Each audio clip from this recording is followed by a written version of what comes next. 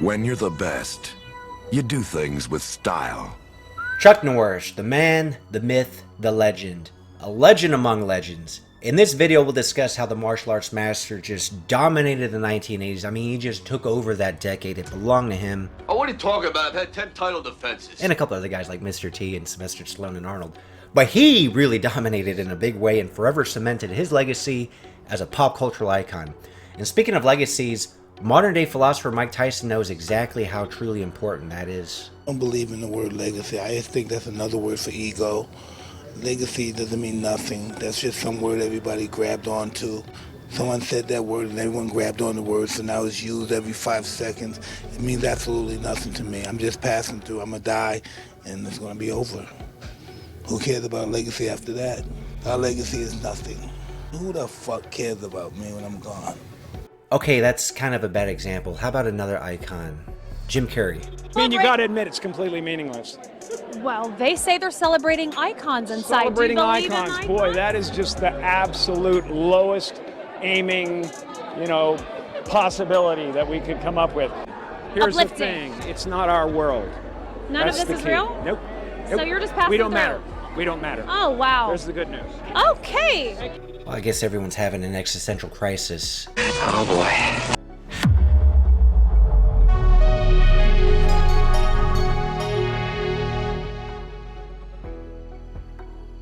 The 1980s were a defining decade for Chuck Norris, during which he cemented his status as one of Hollywood's most popular action stars.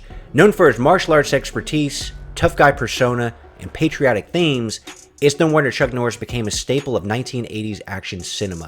The decade began in 1980 for Chuck with The Octagon, where he played Scott James, a retired martial arts champion. Talk about real life imitating art.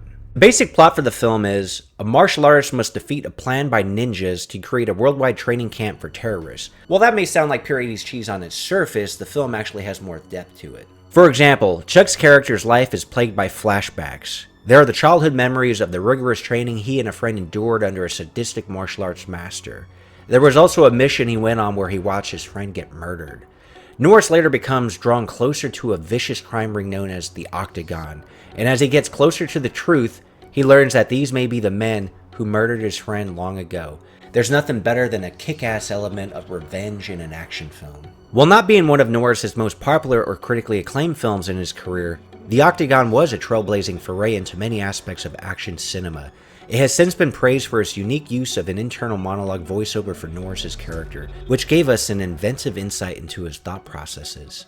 The ninja-themed martial arts, costumes, and fight choreography set the trend for the rise in popularity of this genre in the late 80s and early 90s. Up next for Chuck Norris was An Eye for an Eye in 1981. Judging by the title alone, it's safe to assume this film would also incorporate an element of revenge, which is a key theme in action cinema and a powerful motive for men. Now, of course, the pacifist Mahatma Gandhi does not condone this sort of behavior and once stated, "An eye for an eye and the whole world goes blind." But that philosophy would just make for shitty action film cinema. And as far as blindness goes, this does not apply to Chuck Norris. It's been said that Chuck Norris stared at the solar eclipse too long and the sun went blind. A story like that's gotta be true. In An Eye for an Eye, Norris plays Sean Kane, who is forced to resign from the San Francisco Police Department's narcotics division when he goes berserk after his partner is murdered. He decides to fight alone and follows a trail of drug traffickers into unexpected high places. The film, of course, shares some similarities with The Octagon, as Norris gets the satisfaction of avenging a friend's death by single-handedly taking out an entire criminal organization. There's a big reason why these kind of films are so popular, by the way, because they play into that male fantasy that we all have. He is a weapon. Often we experience or witness injustice in our own lives or in others, and we feel helpless, powerless at times. So when we watch one of our on-screen heroes basically kicking ass, taking names, doing stuff that we wish we could do in real life without repercussion, often in these movies by the end of the mission the hero doesn't face any legal repercussion. We just can't help but derive a great deal of pleasure by vicariously watching and living through our action heroes. Right? Wrong.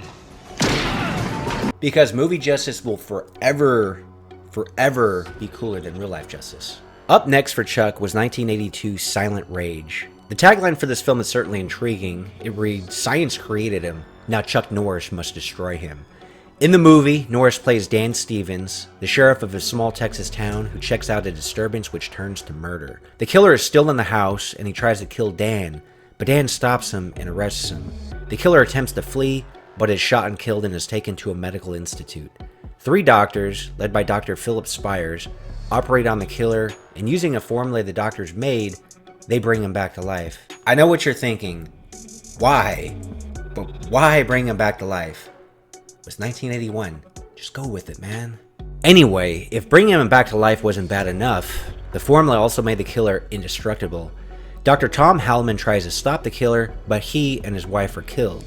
After the 2 remaining doctors are killed, the killer goes after Dr. Hellman's sister, Allison, and it's up to Sheriff Dan Stevens to stop him. Combining martial arts and horror with science fiction elements may seem more common now, but back in the 1980s, for a traditional action star to experiment with new characters and genres was a lot rarer and should be commended. Boy, talk about starting off the decade with a bang. You got Chuck Norris taking out a terrorist organization, taking out a drug trafficking operation, and now an indestructible killer created by science. What could be next? Well, the only man that could top that would be Chuck Norris himself. And this came in the way of Forced Vengeance, where Chuck Norris plays casino security guard Josh Randell, who is forced into violence when the Hong Kong mob threatens his friends. Of course, being a Chuck Norris movie, the mob syndicate does much more than threaten his friends. They kill the boss of the casino he works for, and Chuck must now avenge the death the only way he knows how. A bunch of karate kicks, of course. It's been said that Forced Vengeance is the most violent and vicious portrayal of Norris's filmography, and is only matched in brutality by the frequency of the fighting sequences. His continued ability to convey both strength and vulnerability is what takes the film to the next level, and his physicality and presence in the fighting scenes are what make him one of the most recognizable genuine talents in martial arts cinema. Following the gem of Forced Vengeance came Lone Wolf McQuade in 1983. The site ScreenRant.com broke down this film the best. The plot follows McQuade as he's brought into an intense case, finding out who hijacked a U.S. Army convoy and injured a state trooper's daughter. McQuade, the state trooper, and an FBI agent all join forces to track down the culprit, drugs and arms trafficker Raleigh Wilkes, played by David Carradine, and bring him to justice after further illegal activities and the murder of a federal agent. What can only be described as Norris's best action movie of the 1980s, or as just one of the best action movies of all time, Norris plays a quintessential action star who seamlessly blends martial arts with Western machismo.